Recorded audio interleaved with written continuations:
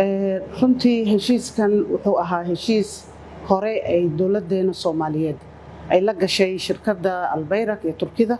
ee maamusha dekedda Muqdisho markii aan wasaaradda la wareegnay runtii waxaan dareennay heshiiskan in uu u baahan yahay dib u eegis lagu sameeyo maadaama qaybo badan oo muhiim ah heshiiskaas muhiim u ahaa ay ka maqnaayeen sidoo kale waxaan tixgelinaynay codsi ay ka timid shirkadda oo iyagu naftirkooda ay dalbadeen in heshiiskaas dib loogu noqdo oo cabasho dhinaca saami qaybsiga jirtay laakiin anaga taas runtii way nagala weyneed waxaa jirtay runtii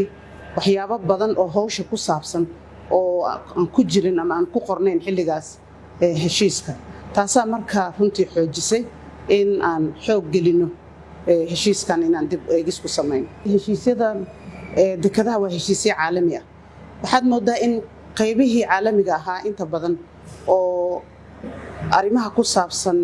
badaha adduunka iyo xubinnimada xeerarka caalamiga ama conventionska caalamiga oo dhinaca badbaadada dadka badda isticmaala iyo gaadiidka baddaba in ay runtii si fiican aan loogu waadixinin